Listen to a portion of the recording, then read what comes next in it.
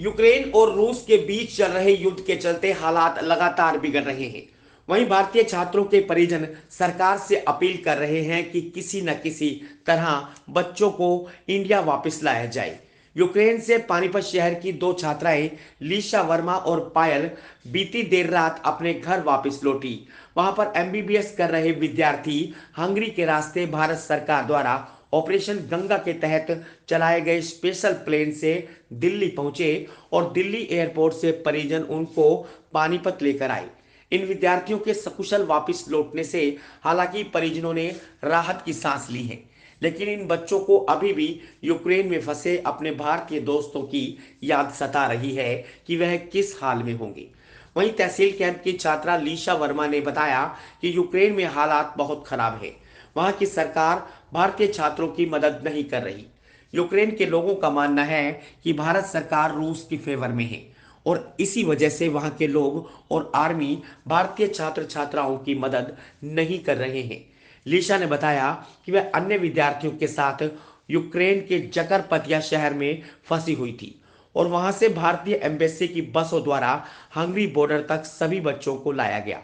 Embassy की बसों पर तिरंगा लगा हुआ था, इसलिए रास्ते में हंगरी बॉर्डर तक आने जाने में ज्यादा परेशानी नहीं हुई। लीशा ने बताया कि सेक्टर 18 की पायल और वह यूक्रेन में एमबीबीएस के थर्ड ईयर में पढ़ रही थी। उन्होंने बताया कि अब उनकी आगे की पढ़ाई कैसे होगी या फिर उनके 3 साल बर्बाद हो गए, इस बारे में अभी कुछ नहीं कहा जा सकता।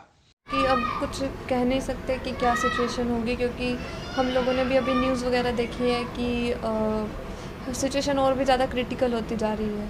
किस टाइम आए थे? हाँ, हम कल आए थे। आपने क्या कुछ ऐसा नज़ारा देखा वहाँ अब से? हमारा यही था कि लोग बहुत ज़्यादा डरे हुए हैं, स्पेशली इंडियन स्टूडेंट्स और उनके पेरेंट्स जो है यहाँ इंडिया में, वो लोग डरे हुए हैं। वहाँ के जो सिविलियंस हैं, वहाँ के जो लोकलिस्ट हैं, वो तक भी डरे हुए हैं कि उनके साथ अगले पल क्या हो जाए उन्हें खुद भी नहीं पता। क्या कुछ आपने ऐसा देखा कि कुछ हमला हुआ? हमला हम लोगों ने नहीं देखा क्योंकि हमारी साइड सेफ था। नहीं, आप क्या मानते हैं कि बाकी स्टूडेंट्स को निकालने के लिए क्या करना चाहिए? बाकी स्टूडेंट्स को जितनी जल्दी हो सके उतनी जल्दी निकाला जाए, क्योंकि हर एक लाइफ इम्पोर्टेंट है, चाहे उसमें इंडियंस है चाहे उसमें कोई भी है, तो जितनी जल्दी हो सके उतना अच्छा है। आप क्या करते थे? हम वहाँ पे पढ़ते थे, एमबीबीएस के स्टूडेंट हैं। अच्छा, अब उस पढ़ाई का क्या होगा जो आप सपने लेकर गए थे कि मैं एक डॉक्टर बन? अगर सब कुछ नॉर्मल हो जाए तो अच्छी बात है, अगर ना हुआ तो गवर्नमेंट अगर हमारे हेल्प करे कुछ तो उसमें आप उस स्टडी का हम अपील तो यही करते हैं कि इंडियन गवर्नमेंट जो है वो हमारी मदद करे उस चीज़ में, ताकि क्योंकि हम लोग बाहर इसलिए गए क्योंकि वहाँ पे कम कॉस्टली पड़ता है, यहाँ पर इंडिया में बहुत ज़्यादा कॉस्टली है। अगर इंडियन गवर्नमेंट हमारी इस चीज़ में हेल्प करे तो ज़्यादा अच्छा होगा। कौन से ईयर के स्टूडेंट थे? मैं थर्ड ईयर की।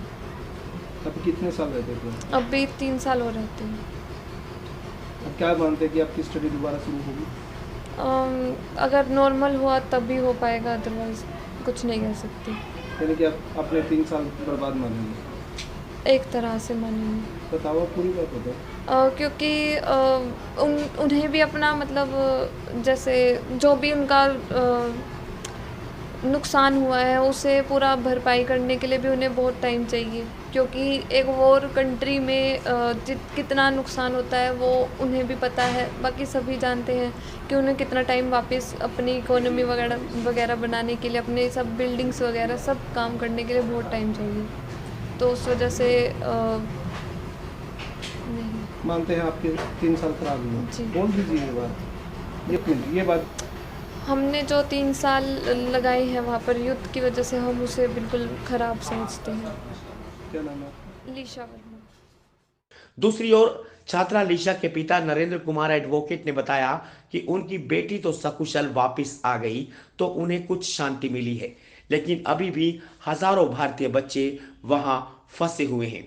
उन्होंने भारत सरकार से अपील की है कि जल्द से जल्द सभी बच्चों को वापस लाए जाने का इंतजाम किया जाना चाहिए। बच्ची आई है, थोड़ा संतुष्टि है, लेकिन पूरी संतुष्टि उस समय होगी जब हमारे जो सारे बच्चे हैं जितने भी इंडिया के बच्चे हैं वो सारे जब आएंगे तब पूरी तरह से मैं खुश होऊंगा, संतुष्ट होऊंगा। जब आपकी बेटी वहाँ थी तब आप कैसा महसूस कर रहे थे? सर बड़ा मेंटली प्रेशर था सर उस समय दिमाग पे कि बच्चों को निकालना है, और अब जब बच्चे आ गए हैं तो अब और ज़्यादा बल्कि प्रेशर हो गया है, जिस हिसाब से वहाँ रशिया और यूक्रेन में क्राइसिस बढ़ रहे हैं। और अभी मेरे पास न्यूज़ आई है, एक हमारे हरदीप सर हैं वहाँ पर जो बच्चों को एक कोऑर्डिनेटर है खारकीव में, उन्होंने रिपोर्ट दी है कि एक 4th ईयर का बच्चा जो है उसकी डेथ भी हुई है, कैजुअलिटी भी हुई है।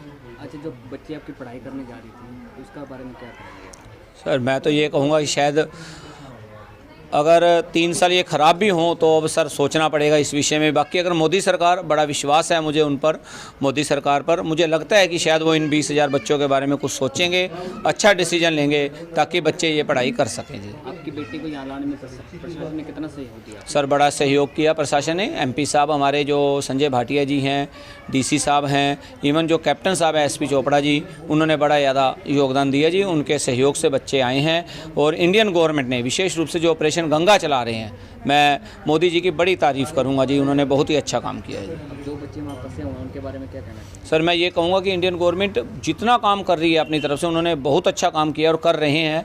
मैं ये चाहूँगा कि जितनी जल्दी हो सके कीव और खारकीव के बच्चों को निकाला जाए, स्पेशल ट्रेन चलाई जाए उन बच्चों के लिए ताकि बच्चा उसके अंदर आए। और गवर्नमेंट को, दोनों गवर्नमेंट से हमारी इंडियन गवर्नमेंट ये प्रार्थना करे कि उन बच्चों को कुछ ना हो, क्योंकि वो बच्चे नहीं हैं, भविष्य के डॉक्टर हैं, भविष्य के बारे में वो सोच सकते हैं, इंडिया के लिए आगे बहुत ज़्यादा कार्य वो कर सकते हैं।